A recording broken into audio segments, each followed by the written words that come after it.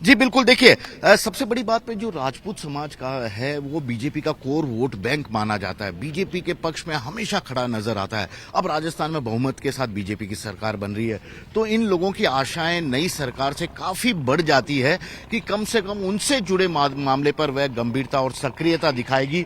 और यही कारण है कि यहाँ पर आपको देखिए, मैं और तमाम लोगों से मैं कुछ बात करवाने की आपको कोशिश करता हूँ। ये लोग रात को सड़कों पर, बीच सड़क पर यहीं पे इस तरह से बिस्तर लगवा के, टेंट हाउस से मंगवा के ये लोग खड़े हैं, तो इतना आसान नहीं है। ये बताइए सर, आप अब कब तक यहाँ पर रहेंगे? क्या राजस्थान में आपके दूसरे साथी भी देश भर से आ रहे हैं यहाँ पर, क्योंकि आप लोगों ने बुलाया भी है सबको? आसपास के जो भी प्रदेश लेवल के जो है समाज के लोग, वो भी बता रहे हैं, और जब तक न्याय नहीं मिलेगा तब तक यहाँ खड़े रहेंगे। उम्मीद क्या क्या क्या वजह रही होगी इस हत्याकांड की? कुछ समझ में आ रहा है? आपने फुटेज भी देखे हैं, सीसीटीवी देखा, बात भी की है सब लोगों से? राजनीतिक मुद्दा बताया जा रहा है, आगे जाके देखो क्या होता है। किस तरह का राजनीतिक? कुछ गहलोत सरकार का हो सकता है इसमें कुछ। आपको क्या लगता है क्या वजह रही होगी? वजह यह है सर, जो व्यक्ति 36 कौम को साथ में लेके चलता था, एक करनी सेना तो एक परिवार है, बाकी इस परिवार ने पूरे 36 कौम को साथ में लेकर भारत में जहां पर भी कोई बहन बेटी के साथ अन्याय हुआ हो, किसी युवा के साथ हुआ हो, किसी गरीब के साथ हुआ हो, किसी मजदूर के साथ हुआ हो, सुखदेव सिंह गोगामेडी वो व्यक्ति थे समाज में। मुझे ऐसा नहीं लगता कि समाज में ऐसा व्यक्ति दोबारा पैदा होगा। एक समाज ने एक होनहार, नहीं, इसकी पूरी वजह क्या आपको नजर आ रही है? साहब के पहले उन्होंने सिक्योरिटी मांगी थी गहलोत सरकार से, बार बार कई जनसभा होती थी तो वो एक ही बात रखते थे कि मुझे सिक्योरिटी मुहैया कराई जाए, लेकिन गवर्नमेंट ने सिक्योरिटी देने के बजाय जो प्राइवेट सिक्योरिटी लग रही थी तो उसमें भी अंकुश लगाने का काम किया। आज हमारे यहाँ पे राजधानी के अंदर पूरे प्रदेश से कूच कर रही है ना, और ये मामला पूरे इंटरनेशनल लेवल का मामला है। इंटरनेशनल लेवल साजिश, बड़ी बड़ी षड्यंत्र नजर आ रहा है आपको? बिल्कुल, बहुत बड़ी साजिश है, और इसमें हत्यारे दो युवक नहीं है, पूरी गहलोत सरकार इसमें हत्यारी है। 5 साल से जब हम सुरक्षा मांग रहे थे तो हमारे को सुरक्षा, एक सरकार सुरक्षा नहीं दे सकती तो फिर वो पूरी सरकार उसमें लिप्त है। और प्रशासन से ये उम्मीद है, 2 घंटे का समय आपके पास है, अगर 2 घंटे में ये हमारी मांगे नहीं पूरी की गई तो यहाँ उग्र आंदोलन, बहुत बड़ा तांडव होगा। अभी तो ये बिस्तर है और यहाँ बहुत बड़ा पंडाल, और हम यहाँ बैठे हैं। जब तक मांगे नहीं है, जब तक हम बॉडी नहीं उठाएंगे, चाहे कोई किसी भी तरह के प्रशासन अपनी ताकत लगा ले, हम यहाँ बैठे हैं। क्या कौन लग रहा है साजिश लग रही? साजिश की तो बात कर रहे हैं, कौन हो सकता है कोई अभी तक? क्योंकि 2 नाम सरकार का, अशोक गहलोत का सरकार का है ये, वो अल्टीमेटली और उसकी पर्सनल सिक्योरिटी थी वो हटा दी गई थी, और सिक्योरिटी के लिए दरख्वास्त कर रहे थे, 2 साल से कर रहे थे, दी नहीं गई। लेकिन एक आदमी एक आदमी मतलब जो 24 घंटे सुरक्षा में रहता है, उसके पास शार्प शूटर हथियार लेके कैसे पहुंच वो गया? आचार संहिता का बहाना लेके उनके हथियार जमा करवा लिए गए थे। और ये बांड जैसे सलमान खान, इनको Y+Z सिक्योरिटी मिल रही थी और इनको सिक्योरिटी नहीं दे रही। 2 साल से सिक्योरिटी के लिए दरखास्त कर रहे थे, उनकी वीडियो पढ़ रहे हैं, बोल रहे हैं कि मुझे मारने का डर है, मुझे भय है, मुझे ऐसा है, फिर भी सिक्योरिटी नहीं मिली गई है। और ये बहुत बड़ा षड्यंत्र रचा गया है। अब देखो जो भी होगा, आज राजस्थान में, जयपुर में होगा, कल राजस्थान में होगा, फिर देश में होगा, और जो भी होगा बहुत भूचाल बड़ा आएगा। ये भूचाल बड़ा आएगा। ये है करनी सैनिक, अपने आंदोलन के लिए जाने जाते हैं, और जब बात अपने नेता की हो तो भला ये पीछे कैसे हट सकते हैं? अब इंसाफ यानी कि आर पार का लड़ाई चाहते हैं, क्योंकि इसके पीछे इन्हें एक बड़ा षड्यंत्र, साजिश नजर आती है। वैसे भी देखा जाए ये पूरा हत्याकांड इतना आसान नहीं था। सुखदेव सिंह गोगामेडी के सबसे सुरक्षित घर, जहां पर हर पग पग पर आपको सीसीटीवी कैमरा लगे होते हैं, क्योंकि प्रशासन ने वो सीसीटीवी कैमरे नहीं लगाए थे, जबकि ये जो सीसीटीवी कैमरे लगाए थे इन्होंने पर्सनल अपने घर पे खंबे पे लगाए थे। और यहाँ पर जब ये सीसीटीवी कैमरे, यहाँ पर देखिए, ये पुलिस सुरक्षा व्यवस्था है, पुलिस चाक चौबंद है, आगे जारी है, क्योंकि आज पूरा राजस्थान में अलर्ट का एक माहौल है, अलर्ट का ऐलान किया गया है और सभी को सावधान और सतर्क रहने को कहा गया है। हालांकि इतना तय है कि कुछ जगह हाईवे जाम होंगे, सड़क जाम है, उसके कारण लोगों को परेशानी होगी, लेकिन ये अपनी बात प्रशासन तक पहुंचाने की कोशिश कर रहे हैं। हाईवे जाम अगर भी कर रहे हैं आज आप लोग? हाँ जरूर, कोशिश चल रही है उसकी, जहाँ तक है यहाँ का माहौल देख के फिर वहाँ पे भी जाम किया जाएगा। लेकिन ये कैसे हो गया, कुछ समझ में आया आपको? क्या उनको अभी रिसेंटली कोई धमकी मिली थी? हाँ, धमकी तो नहीं मिली थी फिलहाल, ये सब पहले से साजिश की गई थी, और रैंडम ये किसी का अंदरूनी कोई था इसमें, कोई जहाँ तक हमको ध्यान में लग रहा है। हाँ, एक आदमी सब जो उनको लेके गया था, नवीन, वो तो उनका एक्स पुराना बॉडीगार्ड था, उसको भी ट्रैप में लेके पूरी घटना हुई थी। मिली भुगत साजिश थी और मतलब धोखे से उन्होंने मुलाकात करने के बहाने आके फायरिंग कर दी और ऐसा नहीं करना था उन लोगों को और हमें जल्दी से जल्दी न्याय चाहिए। और यहाँ राजस्थान में महिला भी सुरक्षित नहीं और पुरुष भी सुरक्षित नहीं है। कानून से मतलब सरकार से कर देंगे इनको जल्दी से जल्दी सजा, कड़ी सजा मिले और हमें न्याय चाहिए।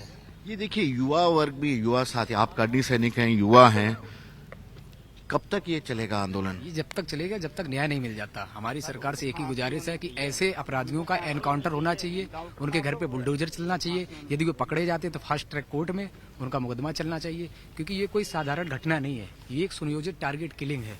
इसमें पूर्व में भी सुखदेव जी गोगामड़ी ने उनको बताया था उनका खतरा है और उन्हें लॉरेंस गैंग बिश्नोई से पूर्व में भी धमकियां मिली थी। ये बहुत टारगेट किलिंग और एक कोई साधारण घटना नहीं है, ये बहुत पूरी सुनियोजित तरीके से की गई घटना है। ये देखिए साफ तौर पे कह रहे हैं, ये देखिए मैं फिर से आपको एक बार एक नजारा दिखाता हूँ। ये पुलिस वाले, ये देखिए, ये सुरक्षा कर्मी इसी तरह से गश्त लगा रहे हैं क्योंकि अच्छी तरह से जानते हैं कि हालात कितने राजस्थान में इस वक्त चिंताजनक हैं इस पूरे हत्याकांड के बाद, और पुलिस को पूरी तरह अलर्ट रखा गया है। हर गली मोहल्ले में इसी तरह से आपको सुरक्षा व्यवस्था, सुरक्षा गश्त आपको नजर आ जाएगी और होना भी है क्योंकि राजपूत समाज के लोग हैं, कर्णी सैनिक हैं, अपने ही अंदाज में अपनी बात समझाने के लिए अच्छे तरीके से जाने जाते हैं और कई आंदोलन के जरिए इन्होंने बता भी दिया है कि आंदोलन किस तरह से होता है, मांगे किस तरह से मनवाई जाती है। जी बिल्कुल, तस्वीरें लगातार आप केजे हमें दिखा रहे हैं वहाँ किस तरह के हालात हैं, लेकिन बाकी केजे जिस तरह से जानकारी आप दे रहे हैं, लोगों से यहाँ बातचीत कर रहे हैं, सुरक्षा में बहुत बड़ी चूक हुई है। लगातार जब धमकियां मिल रही थी, सुरक्षा की डिमांड की जा रही थी, उस बीच भी इस तरह से इस हत्या को अंजाम दिया गया है। सीधे तौर पर सीधे प्रशासन पर ये जो है बड़ा सवाल यहाँ पर खड़ा कर रहा है। अब ऐसे में क्या कुछ जानकारी अब मिल रही है किस तरह से, क्योंकि हरियाणा के रहने वाले ये दोनों ही शूटर्स बताए जा रहे हैं। हालांकि जिम्मेदारी इस पूरे मामले की ली है गैंग ने, लेकिन उसके बावजूद अब इन दोनों शूटर्स की तलाशी के लिए पुलिस क्या कदम उठा रही है, क्या जानकारी?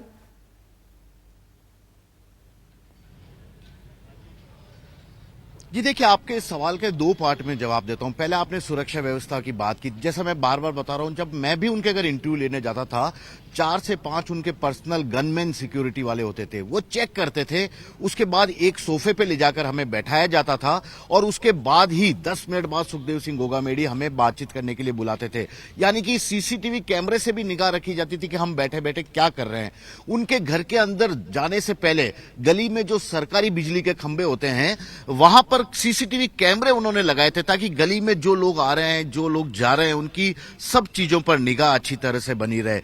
और उनके घर के अंदर जाने के लिए यदि आप देखेंगे तो इलेक्ट्रॉनिक डोर लगे हुए हैं, यानी कि जब तक वे बटन नहीं दबाएंगे वह डोर नहीं खुलेगा किसी से भी। तो इस तरह की सुरक्षा व्यवस्था थी। वहां पर शार्प शूटर का हथियार लेके पहुंच जाना कहीं ना कहीं सुरक्षा में चूक तो कही जाएगी।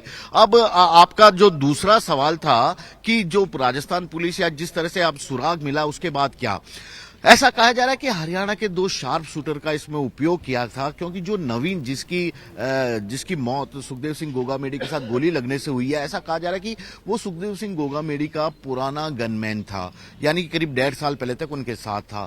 तो ऐसे में वही इन शार्प शूटर को अपने साथ ले गया। अब ये बात हो सकती है कि गफलत में उसे किसी तरह से गुमराह करके मिलने का बहाना इन लोगों ने ढूंढा हो और वहां तक पहुंच गए हो, यह अलग चीज हो सकती है, जांच का विषय हो सकता है। लेकिन इन हमलावरों जाते जाते जो उनकी सहायता कर सुखदेव सिंह गोगामेडी से उन्हें मिलने ले जा रहा था, उन्हें भी उनको गोली मार दी। यानी कि जिन्होंने सहायता की शार्प शूटरों ने उन्हें भी गोली मार दी है, तो उसकी भी हत्या कर दी। तो ये अपने आप में बड़ी बात है कि किस तरह से ये पूरा एक बड़ा षड्यंत्र, बड़ी साजिश का हिस्सा था यह पूरा हत्याकांड और किस तरह से इसे अंजाम दिया गया। और यही कारण है कि इस तमाम मुद्दे की ये लोग जुडिशियल इंक्वायरी की मांग कर रहे हैं, जुडिशियल यानी न्यायिक जांच की मांग कर रहे हैं और चाहते हैं कि हाई कोर्ट के सिटिंग जज यदि इस पूरे मामले की जांच करें तो हत्याकांड से जुड़े पहलू तो सामने आएंगे, साथ ही रोहित लॉरेंस बिश्नोई वाले गैंग ने इसकी पूरी जिम्मेदारी भी सोशल मीडिया पे ली थी। कल एक ऐसा मैसेज वायरल भी हो रहा था। तो ये चाहते हैं कि ये बड़ी साजिश है और इसमें कोई केवल 2 शार्प शूटर तक की बात नहीं है, इसके पीछे भी कोई मास्टरमाइंड काम कर रहा है और वो मास्टरमाइंड कौन है इसका पता लगना जरूरी है। आपको कुछ समझ में आ रही है? आपको क्या चीजें हो रही है, क्या कुछ समझ में आया? साजिश ये साजिश नहीं, षड्यंत्र पहले से बनाया हुआ षड्यंत्र था, जो कि इन्होंने मौका देकर आचार संहिता लगते ही इन्होंने ये गुंडागर्दी की। ठीक है, तो ये देखिए अभी हम, हाँ अभी जी देखिए अभी हमने आपको बताया और इस घटना पर, अभी इस खबर पर हम बने रहेंगे। फिलहाल हम लेते हैं एक ब्रेक।